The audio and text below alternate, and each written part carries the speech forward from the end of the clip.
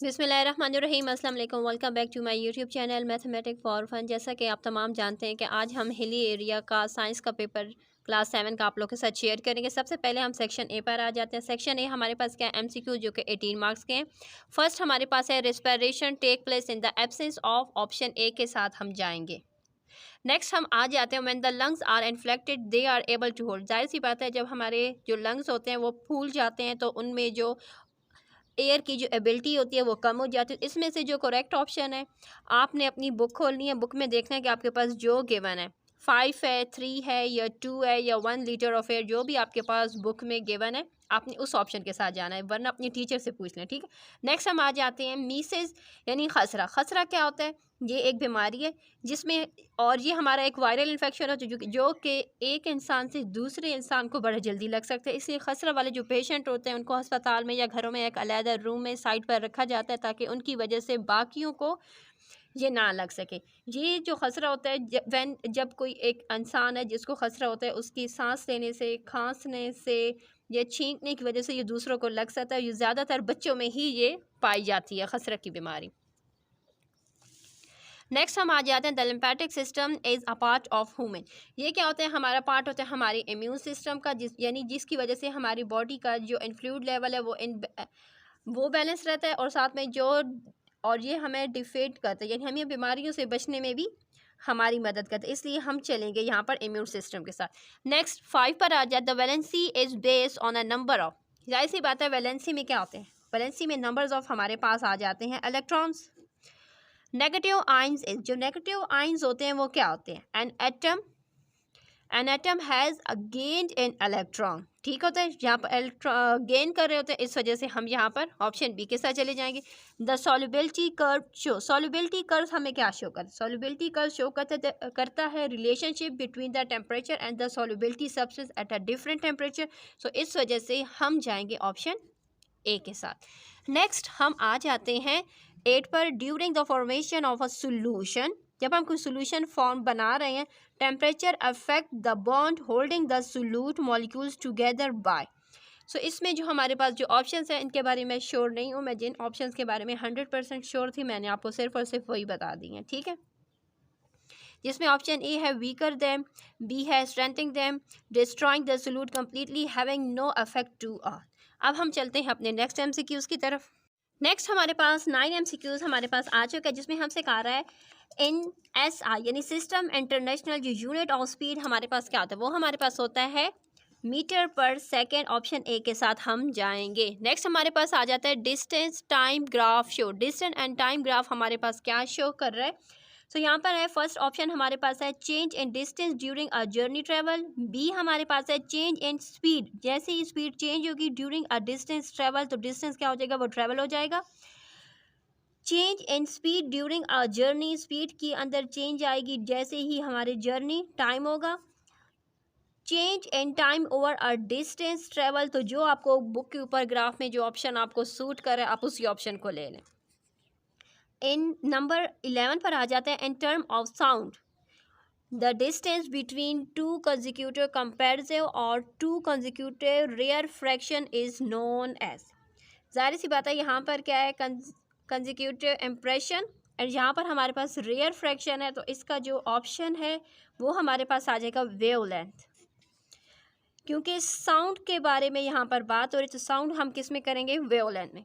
The speed of sound in air at 30 degree centigrade. 30 degree centigrade में हमारे पास sound की जो स्पीड होगी वो होगी 350 मीटर पर सेकेंड। आप एक बार फिर भी बुक में इसकी जो है देखना है कि क्या वाकई यही है या नहीं है। नेक्स्ट हमारे पास आ जाता है the best conductor of heat. अच्छा, यहाँ पर हमारे पास 4 ऑप्शन गिवन है, copper, iron, silver and mercury. लेकिन जो हीट के जो बेस्ट कंडक्टर है दो हमारे पास है, एक है कॉपर, एक है सिल्वर। सो अब दोनों कॉपर एंड सिल्वर में से ही कोई एक है। अकॉर्डिंग टू मी तो कॉपर है, लेकिन फिर भी आप अपनी बुक में चेक कर लें कि क्या उन्होंने कॉपर दिया हुआ है या सिल्वर दिया है, क्योंकि इन दोनों में थोड़ी सी कन्फ्यूजन है, ठीक है, क्योंकि ये दोनों क्या है? बेस्ट कंडक्टर ऑफ हीट है। नेक्स्ट हम आ जाते हैं लाइट ट्रेवल एज। लाइट किस तरीके से हीट ट्रेवल एज, हीट किस तरीके से यहाँ पर ट्रेवल करती है? सो यहाँ पर देखें हमारे पास ऑप्शन है X rays, gamma rays, infrared rays alpha rays. तो इनमें से जो ऑप्शन आपकी बुक के साथ मैच करे उसको आपने लेना है। 15 पर आ जाते हैं, earth complete one spin on it axis every, तो वो 24 आवर में कंप्लीट करता है। Weight is measured in, weight है ज़ाहिर सी बात है, हम जब भी कोई चीज़ ख़रीदते हैं तो वो हम किस में लेते हैं, केजीज़ में लेते हैं, तो इट्स मीन ऑप्शन ए के साथ ही जाएंगे। द स्प्रिंकल इरिगेशन सिस्टम, यानी स्प्रिंकल इरिगेशन सिस्टम यानी बारिश की तरह, जो अक्सर खेतों में देखा जाए तो वहाँ पर क्या होता है, वो लोग पाइप उनके कई जगह जगह से उनका सुराख होता है, जो कि बारिश की तरह फौरों की तरह वो पानी उन पर आ रहा होता है। सही है। सो अकॉर्डिंग टू मी, क्योंकि वो जो स्प्रिंकल इरिगेशन सिस्टम होता है भी पानी की कतरों की तरह, जैसे जैसे पानी बारिश होती है सेम उसी तरीके से ये इरिगेशन सिस्टम ज़मीनों को पानी दिया जाता है। तो अकॉर्डिंग टू मी हम ऑप्शन सी के साथ जाएंगे, लेकिन फिर भी आप एक बार ये ऑप्शन अपने टीचर से कंफर्म कर लेना। नेक्स्ट हम चलते हैं इन प्रिजर्विंग फ्रूट जैमिंग इन्वॉल्व, जैसे कि हम फ्रूट्स का जो जैम बनाते हैं, जैम में कौन सी चीज़ इन्वॉल्व होती है, mixing fruit with a lot of sugar, क्योंकि नॉर्मल अगर हम फ्रूट खाते हैं तो उसका जो टेस्ट होता है वो नॉर्मल, लेकिन जो जैम होते हैं वो ज़रूरत से ज़्यादा मीठे होते हैं। इट्स मीन हम उसको फ्रूट्स को किसके साथ ऐड कर रहे होते हैं, शुगर के साथ ऐड कर रहे होते हैं। ये जो तमाम MCQs जो कि मैंने आप लोगों के साथ शेयर किए हैं, काइंडली अपनी टीचर के साथ ज़रूर कॉन्टैक्ट करें और उनसे पूछें क्या वाकई ये MCQs अगर हमारे पास आएंगे तो हम इन ऑप्शंस को लेंगे तो क्या वो आप ठीक मानेंगी या नहीं मानेगी। अपनी बुक से भी चेक करिए, टीचर से भी कॉन्टैक्ट करें। चलिए अब हम सेक्शन बी स्टार्ट करते हैं। जैसे कि सेक्शन बी हमारे पास है 52 मार्क्स का। सो आप लोगों ने कोई से 13 क्वेश्चन अटैम्प्ट करने हैं, हर क्वेश्चन 4 मार्क्स का। सबसे पहले हमारे पास क्वेश्चन नंबर 2 का फर्स्ट पार्ट हमारे पास आ जाता है, differentiate between breathing and respiration. Breathing and respiration में क्या फ़र्क है। सही हो गई ये बात। जैसे कि अगर देखा जाए तो दोनों क्या है, ब्रीथिंग भी सांस लेने को कहते हैं, रेस्पिरेशन भी सांस लेने को कहते हैं। तो इनके दरमियान जो डिफरेंस है जो आपको बताया गया आप उसको राइट करना है, ठीक है। क्योंकि ब्रीथिंग के बारे में भी लिखेंगे तब भी, क्योंकि ब्रीथिंग एंड रेस्पिरेशन दोनों के 2 पॉइंट्स है, अगर दोनों को आप सही तरीके से लिखेंगे तब भी अगर आपको 4 मार्क्स दिए जाएंगे। Describe a way an enzyme defend the body against pathogen. Next हम आ जाते हैं define vaccine, name any 4 common vaccines. ठीक हो गया। Differentiate between an and cations with 2 examples each, यानी anions and cation के दरमियान जो डिफरेंस है वो बताना है, और साथ में आपने ये बताना है कि इनकी दो एग्जांपल्स, क्योंकि हमारे पास क्या होते हैं, एक पॉजिटिव चार्ज वाले होते हैं, एक नेगेटिव पॉजिटिव आयंस होते हैं, नेगेटिव आयंस होते हैं, इनके दरमियान जो डिफरेंस है आपने वो बताना है। नेक्स्ट आ जाता है distinguish among solute solvent solution with the example of one each, यानी आप लोगों ने सोल्यूट सॉल्वेंट और सोल्यूशन के दरमियान आप लोगों ने बताना है, इनको बताना और साथ साथ इनकी एक एग्जांपल भी आपने देनी है। नेक्स्ट हम आ जाते हैं list four way to speed up the dissolving process, यानी कौन सा वो प्रोसेस जिसके ज़रिए आप किसी चीज़ को हल करने का जो प्रोसेस को किस तरीके से स्पीड कर सकते उसके 4 तरीके आपने बताने हैं। Force can not be seen but their affect can, यानी हमें जो फोर्स है वो नज़र नहीं आती कि वो कौन सी तरह से, लेकिन उसका जो असर होता है वो हमें नज़र आता है। ठीक है। बेस्ड ऑन दिस स्टेटमेंट, इस स्टेटमेंट की बेस पर state N example of the following effect of force. तो यहाँ पर जो फॉलोइंग इफेक्ट ऑफ फोर्स है इनका आप लोगों ने बताना है। A force can cause stationary object to start moving, a force that cause a moving object to decrease speed, a force that change direction of motion, a force that change the shape of an object। ठीक हो गए। Next अब चलते हैं आगे। Question number 8 हमारे पास है define contact and non contact force with the example. अच्छा, जो हमारे पास कॉन्टैक्ट फोर्स होती है वो फोर्स जिस पर हम फोर्स लगा रहे होते हैं, जैसे कि ये साइकिल चलाना, किक बॉल को किक करना, गाड़ी को धक्का देना, तो ये कॉन्टैक्ट फोर्स की एग्जांपल्स होगी।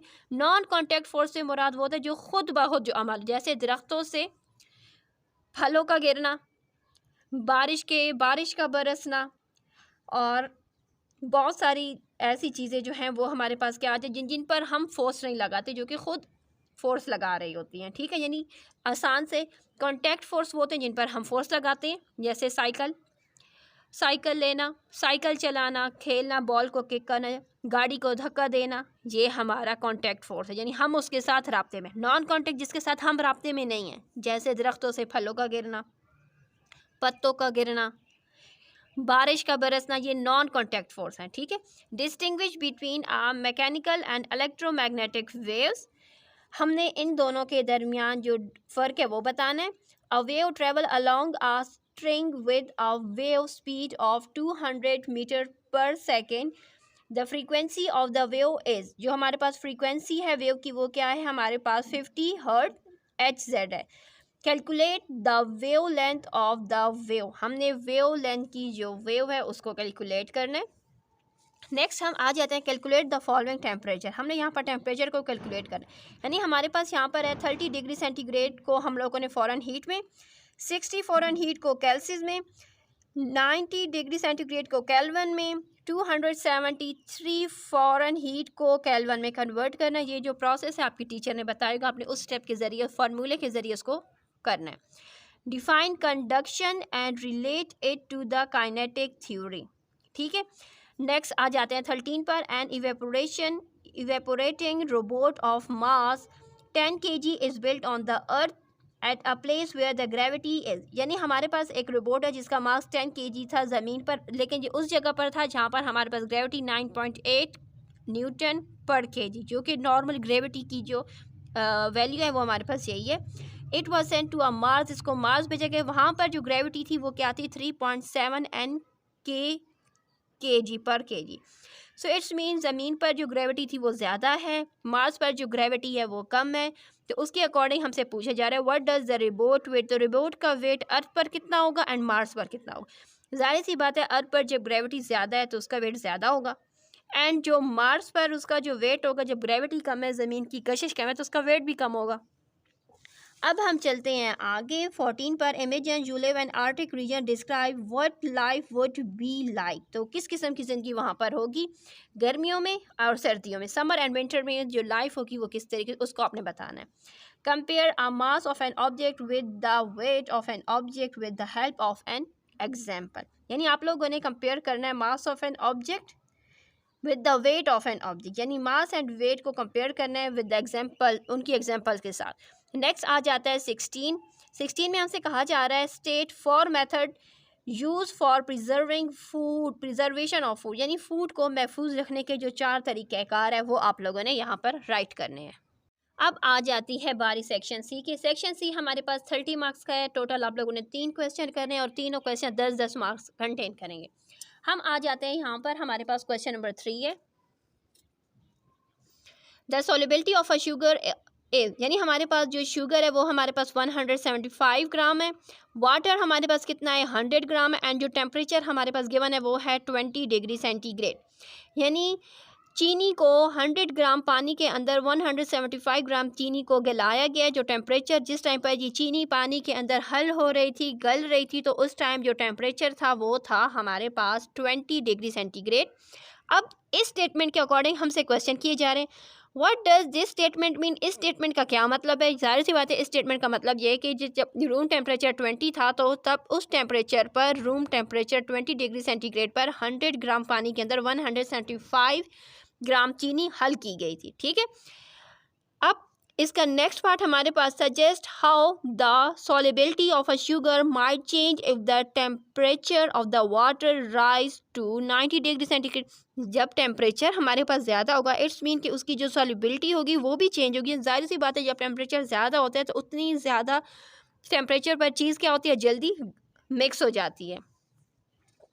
नेक्स्ट हमारे पास आ जाता है the sugar solution at 20 degree centigrade and 90 degree centigrade is saturated, यानी जो चीनी का जो सोल्यूशन है वो 20 एंड 90 डिग्री सेंटीग्रेड पर सैचुरेटेड है।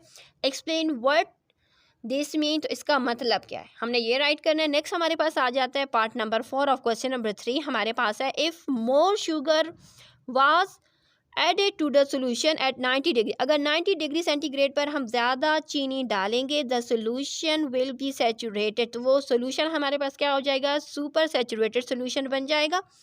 अब हमसे कहा जा रहा है क्वेश्चन नंबर 4 के 2 पार्ट्स, इसमें से हमसे 2 चीज़ें पूछी गई हैं। एक्सप्लेन व्हाट अनसैचुरेटेड मीन, कि अनसैचुरेटेड का क्या मतलब है। Explain how and super saturated solution can be use to make sugar crystal, कि सुपर सैचुरेटेड सोल्यूशन को किस तरीके से यूज़ किया जाता है शुगर के क्रिस्टल को बनाने के लिए। नेक्स्ट हम आ जाते हैं क्वेश्चन नंबर 4 की तरफ। क्वेश्चन नंबर 4 में आप लोग को एक डायग्राम नज़र आ रहा है जिसमें एक लड़का खड़ा है जिसका एक पाँव कश्ती में, दूसरा पाँव उसका शोर यानी साहिल की तरफ है, ठीक है। तो यहाँ पर देखें, यहाँ पर जो फोर्स है, फोर्स ऑन मैन, ये आगे की तरफ जो फोर्स है ये उसका रिएक्शन है, पीछे हमारे पास जो फोर्स ऑन बोर्ड जो कि पाँव उसने अपने बोर्ड पर रखे वो उसका एक्शन है, यानी एक्शन एंड रिएक्शन है। ठीक है, इसके मुतालिक हमसे क्वेश्चन की जाए what are action and reaction force, के एक्शन एंड रिएक्शन फोर्स क्या होती हैं।